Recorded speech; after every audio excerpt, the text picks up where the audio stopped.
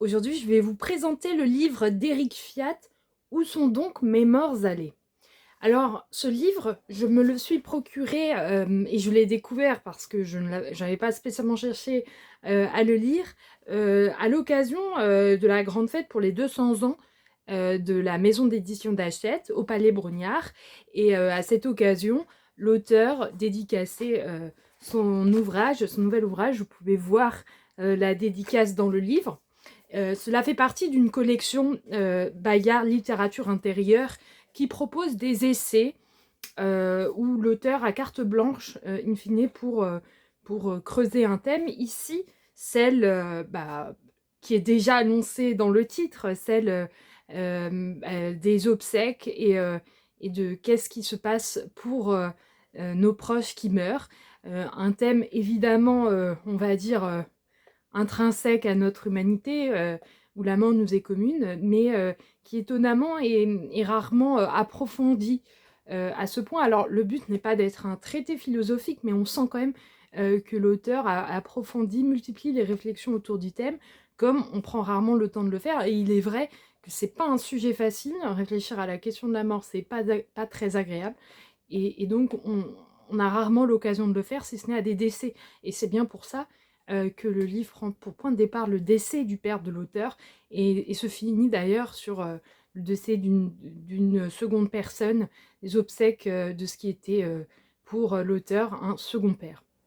Alors, c'est un format qui se lit bien, puisque vu que c'est des réflexions assez libres, c'est assez court et assez plaisant à lire. Je l'ai lu en plusieurs fois, ça fait moins de 200 pages, écrit en plus dans un format assez espacé, aéré. Et je ne saurais le résumer ici, mais qu'est-ce qu'on peut en retirer? Parce que c'est une lecture agréable, beaucoup de références, je suis très impressionnée par la grande culture littéraire, philosophique de l'auteur, qui mobilise de nombreux philosophes, mais aussi d'artistes. Et je vois de l'internet aujourd'hui, et quand il mentionne par exemple des œuvres musicales, il nous suffit, enfin il m'a suffi de les écouter sur YouTube pour m'imprégner au-delà de ces descriptions de l'œuvre et puis les confronter à ce qu'il en tire à l'appui de son propos. Mais c'est une œuvre effectivement qui multiplie ces petites réflexions, donc on ne peut pas les résumer comme ça. Mais ce que ça nous apporte, et en ça l'œuvre me semble notable et importante, c'est ça interroge sur la question, et c'est vraiment comme ça que ça commence et ça conclut, de la brutalité qu'a aujourd'hui la crémation dans nos sociétés post-chrétiennes, parce que elle a fait perdre la dimension rituelle sacrée voilà, de l'enterrement, voilà, du soin qu'on doit à nos morts. Et je trouve que ça a beau partir de quelque chose de très matériel, basé sur son existence, sur son expérience propre, voilà, de l'incongruité et du laisser aller, alors comment dire, du manque de respect associé à la crémation et tout ce qui s'ensuit, et au dispersement des cendres pour son père, que l'auteur, in fine, nous révèle finalement qu'est-ce que c'est qu'une société post-chrétienne. C'est aussi une société qui respecte moins ses morts, en tout cas qui les entoure de moins de soins, de moins d'espérance bien sûr, mais surtout de moins de dignité. Et, euh, et cette espèce de rapidité avec laquelle on enterre le mort, on l'oublie et on le traite, le choque beaucoup. On sent que c'est un auteur qui a une forte sensibilité intérieure pour nous décrire ça, mais ça résume beaucoup d'expériences de gens qui sont confrontés à cette méthode d'inhumation. Enfin, justement, méthode cette nouvelle manière de faire des funérailles. Il n'est pas étonnant d'ailleurs que son épilogue, des décennies plus tard, et ça conforte sa thèse, montre que, alors c'est un décès cette fois en plein Covid, la brutalité de cette méthode n'a pas changé. Il nous assure même qu'il a une photo dans laquelle il y a 2 panneaux indicateurs, et ça c'est très drôle, funérarium et déchetterie. Et ça exprime en une image la, voilà, le sens, la valeur qu'on donne à la vie humaine des personnes voilà, qui sont décédées.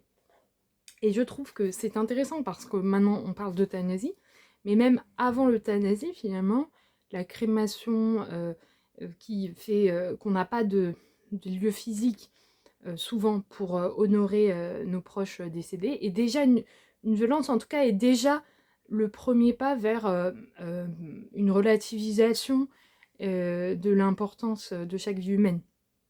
Et finalement, ça nous ramène aussi à une forme de paganisme.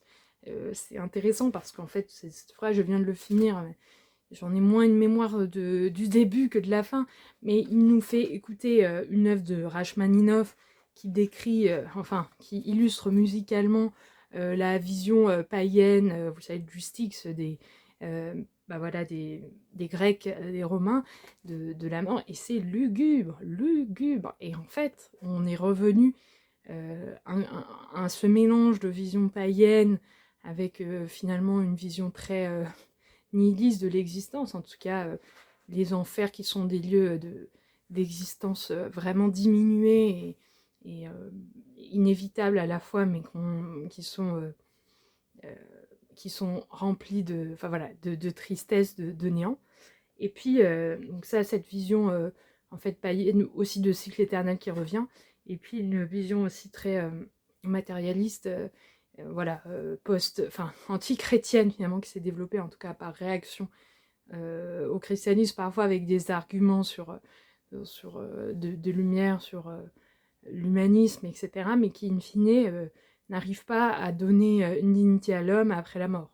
Moi, c'est ce que je retiens vraiment, c'est cette mise en parallèle de la méthode, enfin des funérailles, de l'enterrement traditionnel qu'ont vécu des proches de l'auteur jusqu'à la génération, en tout cas jusqu'à son père. Alors c'était encore rare à son époque, mais enfin une génération qui a réellement rejeté le christianisme, Dieu, et jusqu'au bout, voilà, à une certaine cohérence pour refuser des funérailles chrétiennes, de la manière traditionnelle dont les chrétiens l'ont vécu.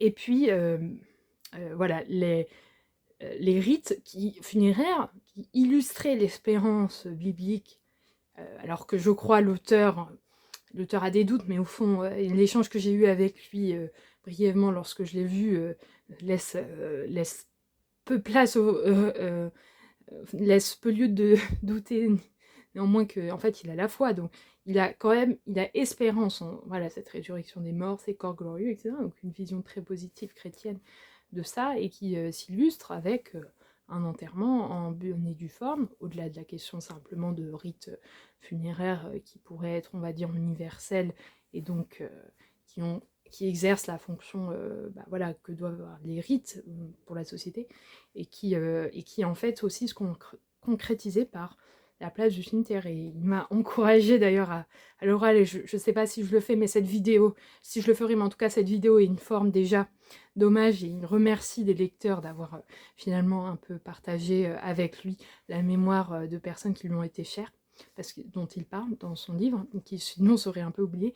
Mais voilà, il m'avait invité, et je pense qu'en tout cas avec cette description, j'y suis allée au moins en pensée, aller voir ce magnifique cimetière de Tulle dans le Limousin, avec une chapelle au centre, et les tombes finalement qui font cercle sur cette colline qui descend, et où il retrouve la tombe de ses ancêtres. Et cette question de pouvoir trouver un lieu pour exprimer cette fidélité que lui, et ça ne m'étonne pas, vis-à-vis de sa sensibilité, il ressent très fortement ce devoir, voilà, cette fierté de cet hommage rendu aux morts. Ben là, il peut l'exercer de manière plus spontanée, plus traditionnelle, voilà, vis-à-vis des personnes qui ont une tombe.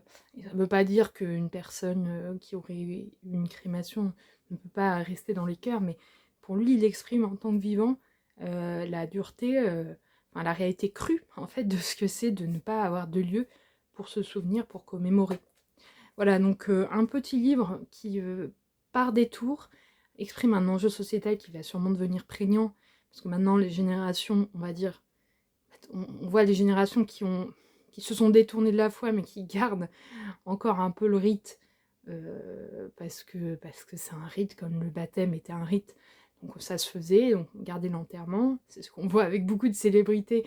Je sais pas trop quoi en penser, il y aurait deux visions, mais toutes ces célébrités qui ont vécu de manière très peu chrétienne et qui finalement sont enterrées avec tous les ordres de l'église, bon, ça pose parfois question, mais à la limite on peut dire ils ont gardé ça.